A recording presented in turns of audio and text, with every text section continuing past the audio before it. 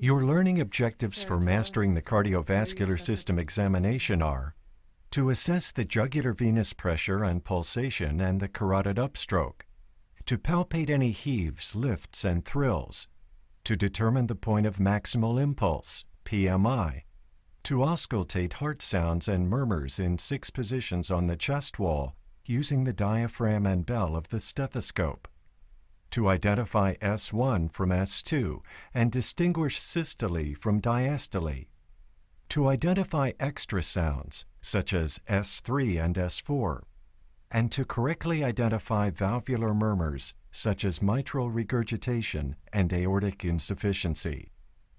For a skilled clinical assessment, you must place your examination of the heart and great vessels in the context of the patient's health history. You must also understand the anatomy of the heart and vascular structures of the neck and chest. Finally, you must be able to accurately describe your findings. Utilizing clinical reasoning, where you move from general observations to more specific conclusions, will lead you to skilled and comprehensive assessment of the patient. For instance, the general appearance of the patient provides many clues to cardiac illness. Note the patient's color, respiratory rate, and level of anxiety. These preliminary observations can be helpful as you begin taking the health history. When talking with the patient, keep in mind the 3 goals of every health history: to establish a trusting and supportive relationship, to gather information, and to offer information. When assessing new patients, you will gather information that will form the basis for a comprehensive written health history. For patients seeking care for a specific complaint, you may prepare a more focused, problem-oriented history. In either case, you will record the patient's chief complaint along with common or concerning symptoms. So, tell me your special concerns today. Common or concerning symptoms relating to neck vessels and the heart include chest pain, palpitations, and shortness of breath, orthopnea, or paroxysmal nocturnal dyspnea. Eliciting the patient's concerns before the examination prepares you for an examination that is focused, efficient, and productive. So, what I'd like you to do now is put on this gown so it opens to the back, and then I'll be back shortly. Think about the possible meanings of your individual observations, fit them together in a logical pattern, and correlate your cardiac findings with the patient's blood pressure, arterial pulses, venous pulsations, jugular venous pressure, the remainder of your physical examination, and the patient's history. Let's review the 3 key vascular structures in the neck: the carotid artery, the internal jugular vein, and the external jugular vein. The carotid artery is deep to the sternomastoid muscle. The internal jugular vein lies beneath the sternomastoid muscle adjacent to the carotid artery. The internal jugular vein is not normally visible. The external jugular vein runs at an angle along the sternomastoid muscle toward the clavicle. After comprehensive hand hygiene, you are ready for the physical examination. Jugular venous pressure, or JVP, is a measurement of the highest oscillation point, or meniscus, of the jugular venous pulsations. This measurement reflects pressure in the right atrium, that is, central venous pressure. The JVP also provides valuable information about the patient's volume status and cardiac function. Estimating the patient's JVP is one of the most important and frequently used skills of physical examination, and often the first step in your cardiovascular assessment. The JVP is best assessed from pulsations in the right internal jugular vein. Adjust the head of the examining table to 30 degrees. With the patient supine, place the patient's head on a pillow just to the top of the shoulders to relax the sternomastoid muscles.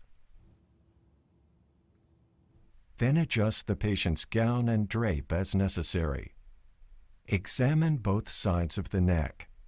Then turn the patient's head slightly to the left, since the physical examination is conducted from the patient's right side. Focusing on the right side, identify the external jugular vein. Then find the internal jugular venous pulsations. If necessary, raise or lower the head of the bed until you can see the oscillation point of the internal jugular venous pulsations in the lower half of the neck. Look for the oscillation point along the sternomastoid muscle between the clavicle and the angle of the jaw, or just posterior to the sternomastoid. Internal jugular pulsations have a soft, undulating quality, usually with 3 elevations per heartbeat, 2 of which are visible, and 2 troughs, whereas the carotid pulse has a more vigorous thrust with a single outward component. Internal jugular pulsations are rarely palpable, whereas the carotid pulse is almost always palpable. Internal jugular pulsations are eliminated by light pressure on the vein just above the clavicle, whereas the carotid pulse is not eliminated by the pressure. The level of internal jugular pulsations changes with position.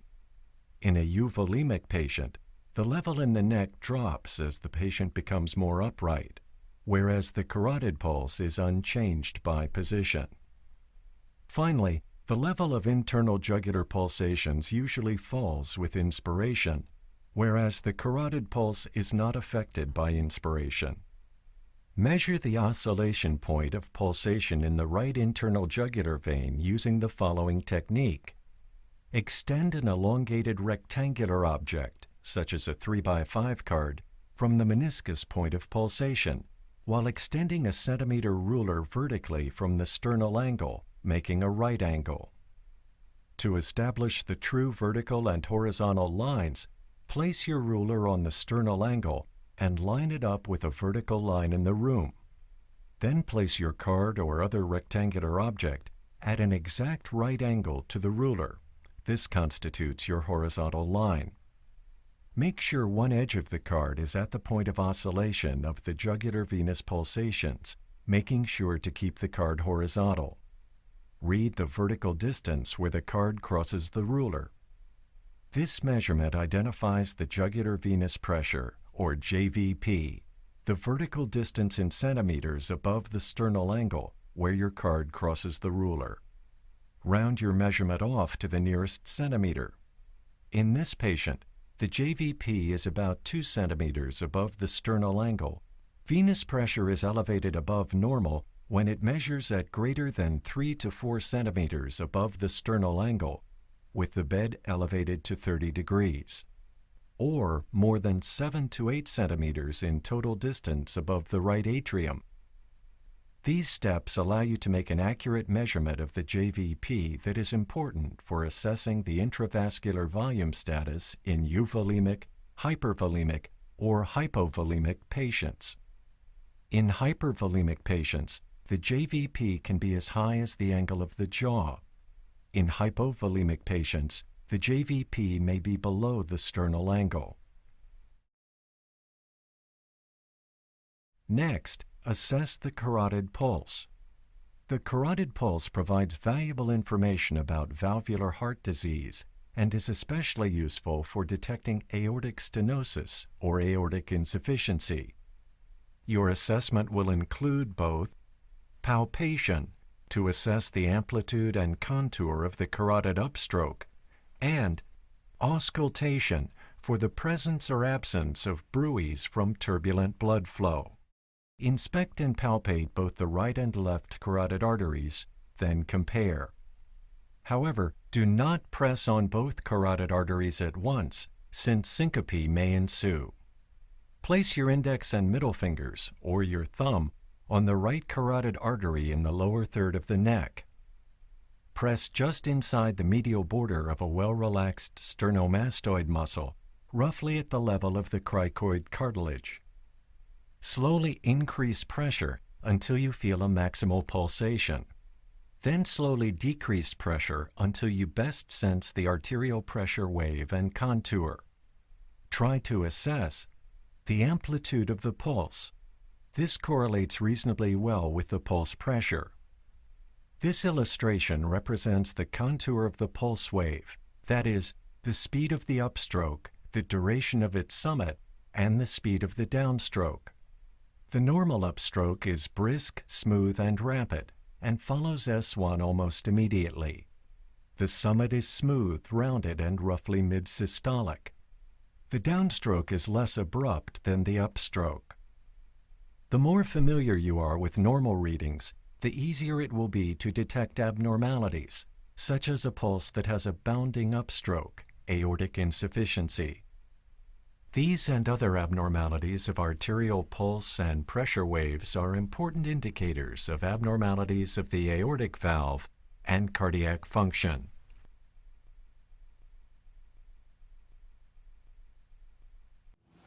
Okay, just turn your head a little bit and hold your breath. After palpating the carotid arteries, listen carefully over both arteries with the diaphragm of your stethoscope. Some examiners use the bell. Ask the patient to hold breathing for a moment so that breath sounds do not obscure the sound of turbulent flow.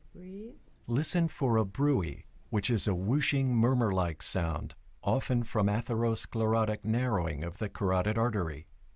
A bruit sounds like this.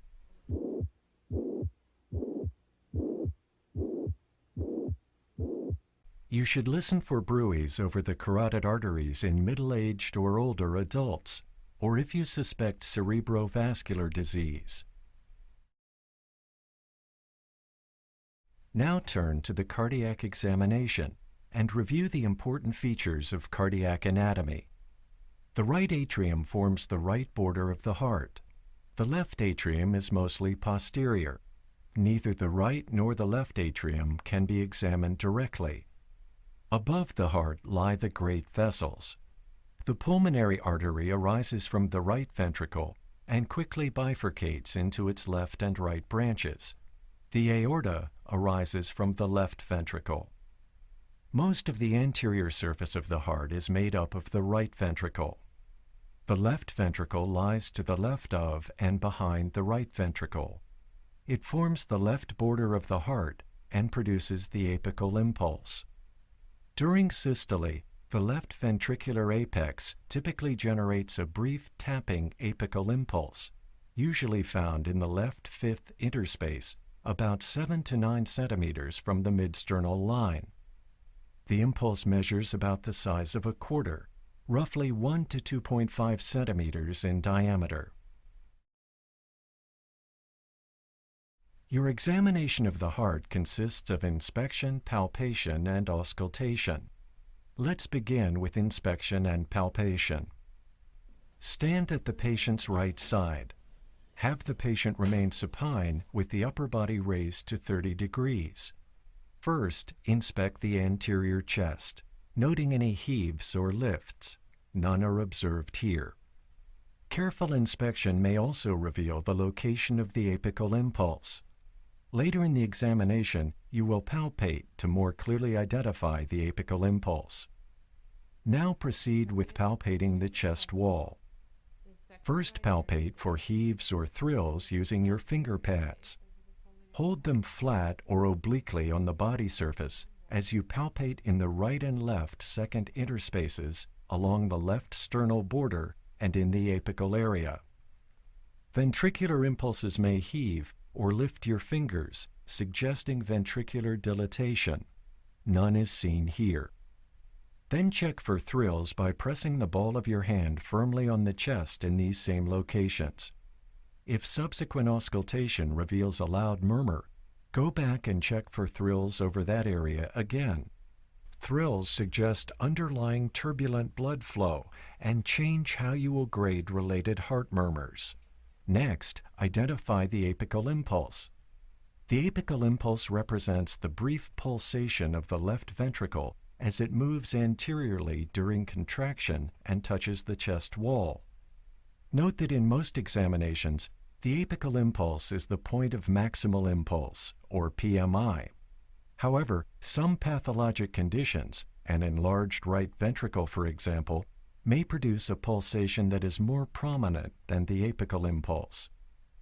Using the palmar surfaces of several fingers, then for finer assessments your fingertips followed by one finger alone, palpate to confirm the characteristics of the apical impulse.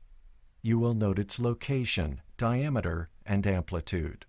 Identify the location of the apical impulse by the interspaces in which you feel it and by its distance in centimeters from the midsternal line.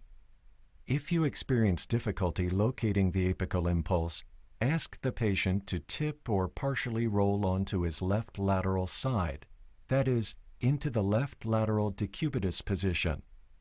Palpate again using the palmar surfaces of several fingers. Measure the diameter of the impulse in centimeters. Feel for the amplitude of the apical impulse. It is usually small and feels like a gentle tap. A diffuse apical impulse suggests left ventricular dilatation, often found in congestive heart failure. A sustained tapping impulse that lifts your finger off the chest wall suggests left ventricular hypertrophy, found in hypertension and aortic stenosis. With experience, you will learn to feel the apical impulse in a high percentage of patients. Next, feel for a right ventricular impulse at the lower left sternal border. While keeping one finger in the third interspace, place additional fingertips in the fourth and fifth interspaces. Then, feel for the right ventricular impulse in the epigastric or subxiphoid area. And I'd like you to take a breath in. If the patient's chest has an increased anteroposterior diameter, palpate for the right ventricular impulse high in the epigastric area, where it may be easier to feel. This can be seen in COPD due to increased right ventricular pressure and hypertrophy from pulmonary hypertension. Auscultation of heart sounds is an important skill that leads directly to important clinical diagnoses.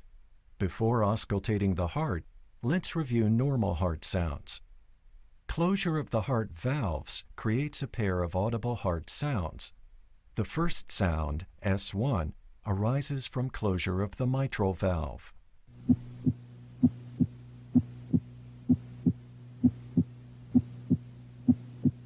Tricuspid valve closure may also contribute to S1. The second sound, S2, arises from closure of the aortic valve.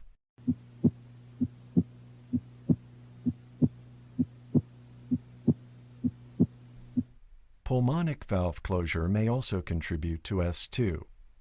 This graphic represents the ventricular systole that occurs between S1 and S2. Ventricular diastole occurs between S2 and the next S1. The fact that diastole usually lasts longer than systole is helpful in distinguishing the two sounds. When auscultating, it's important to know your stethoscope. The diaphragm is better for detecting higher-pitched sounds, such as S1 or S2, the murmurs of aortic and mitral regurgitation, and pericardial friction rubs. The bell is more sensitive to low-pitched sounds, such as S3 or S4, and the murmur of mitral stenosis. When auscultating the heart, remember to correlate your findings with the patient's jugular venous pressure and carotid pulse. For example, if there is a diffuse PMI and an S3 suggesting congestive heart failure, look for an elevated JVP. You will listen for S1 and S2 in each of the 6 listening areas. In the aortic area, in the right second interspace close to the sternum. In the pulmonic area, in the left second interspace close to the sternum. In the third left interspace. In the tricuspid area, in the left fourth and left fifth interspaces. And in the mitral area at the apex. I'm going to listen to your heart over various areas of your chest. To begin the auscultation sequence, adjust your stethoscope so that you listen through the diaphragm. Begin listening in the aortic area, at the right second interspace, close to the sternum. Starting in the right second interspace helps orient you to the cardiac cycle. Note the cardiac rate and rhythm. Normally the rate is 60 to 100 beats per minute and the rhythm is regular. Identify S1 and S2. In the aortic area, S2 is usually louder than S1.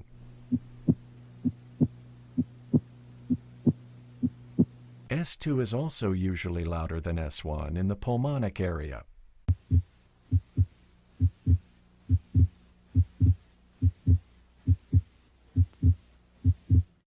Okay, now just take a breath in and out. Still listening in the pulmonic area, try to identify the inspiratory splitting of S2 into its two components. Its first component, A2, is from aortic valve closure. Its second component, P2, comes from pulmonic valve closure.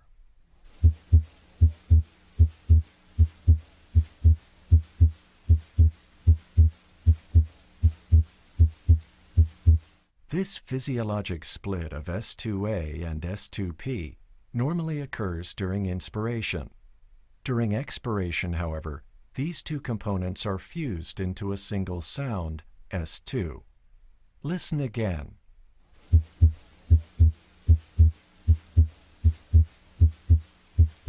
S2 usually diminishes in intensity, while S1 becomes louder as you proceed down through the third interspace and into the tricuspid and mitral areas.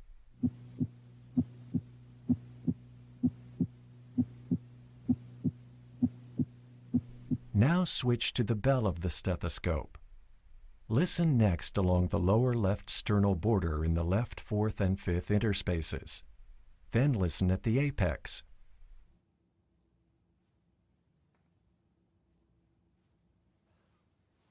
I'd like to listen to your heart in another position. So could you tip over onto your left side, please?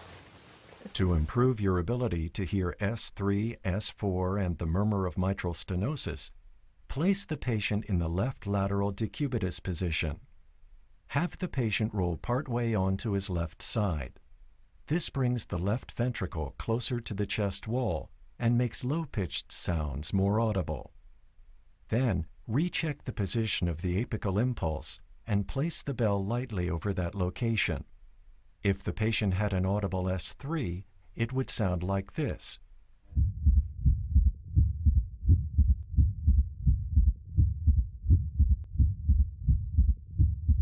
Now, notice how the third heart sound disappears when the bell is placed more firmly on the chest wall.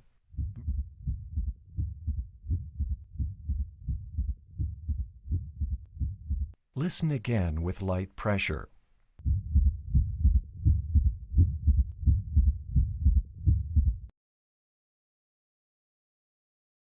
Murmurs are differentiated from heart sounds by their longer duration. If you detect a heart murmur, you must learn to assess its timing, shape, location of maximal intensity, and radiation, grade its intensity, and assess its pitch and quality.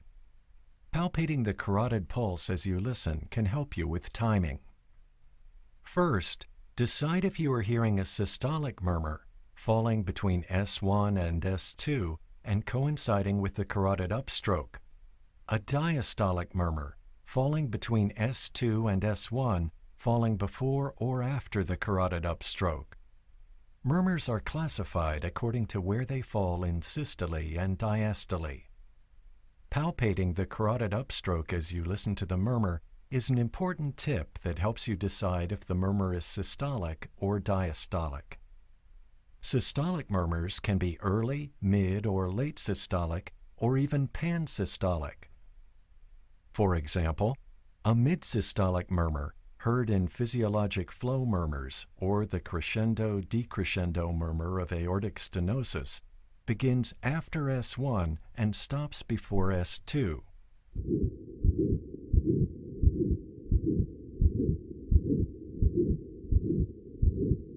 Brief gaps are audible between the murmur and the heart sounds.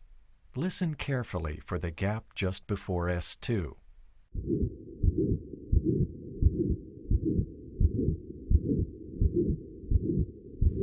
On the other hand, a pansystolic murmur heard in mitral regurgitation, starts with S1 and stops at S2 without a gap between murmur and heart sounds.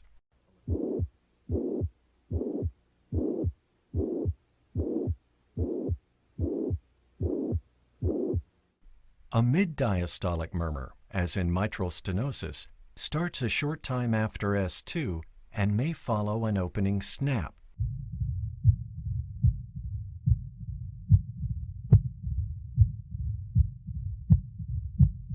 The shape of a murmur is determined by its intensity over time.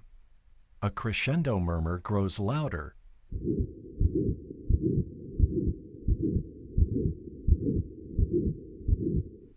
a decrescendo murmur grows softer. A plateau murmur has the same intensity throughout.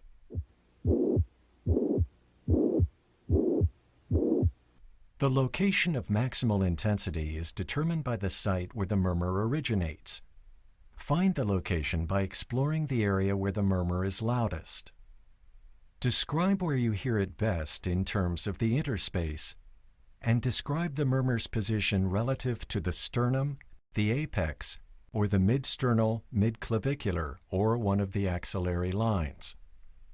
Radiation, also referred to as transmission from the point of maximal intensity, reflects not only the site of origin, but also the intensity of the murmur and the direction of blood flow. Auscultate the area around a murmur and determine where else you can hear it. Intensity is usually graded on a 6-point scale and expressed as a ratio. The numerator describes the intensity of the murmur wherever it is loudest, and the denominator, by convention, is 6, indicating the scale you are using. Using the 6-point scale, grade 1 indicates a murmur that is very faint and heard only after the listener has tuned in. It may not be heard in all positions. A grade 2 murmur is quiet, but heard immediately after placing the stethoscope on the chest. A grade 3 murmur is moderately loud, and grades 4, 5, and 6, by definition, have an accompanying palpable thrill. The quality of a murmur is described in terms such as harsh, blowing, as in aortic regurgitation, musical, as in some murmurs of mitral valve prolapse, or rumbling, as in mitral stenosis. To better detect the more subtle diastolic murmurs of aortic regurgitation and mitral stenosis, you should routinely use 2 maneuvers. The first maneuver is performed with the patient sitting up and leaning forward. This maneuver enhances detection of aortic regurgitation by moving the left ventricle closer to the chest wall. Ask the patient to exhale completely and hold his breath out. Take a big breath in, blow it all out and stop. Using the diaphragm of the stethoscope, listen at the left second interspace and down the left sternal border to the apex for the high-pitched, soft-blowing decrescendo diastolic murmur of aortic regurgitation. If the patient had this murmur, it would sound like this. The second maneuver helps you detect the murmur of mitral stenosis. Have the patient change to the left lateral decubitus position. Auscultating in this position enhances detection of the more subtle opening snap and diastolic rumble of mitral stenosis.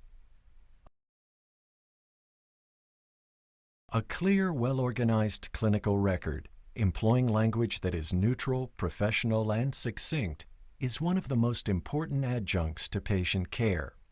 For a healthy patient, your write-up might include language such as, Jugular venous pressure is 3 centimeters above the sternal angle with head of bed elevated to 30 degrees or 7 centimeters above the right atrium.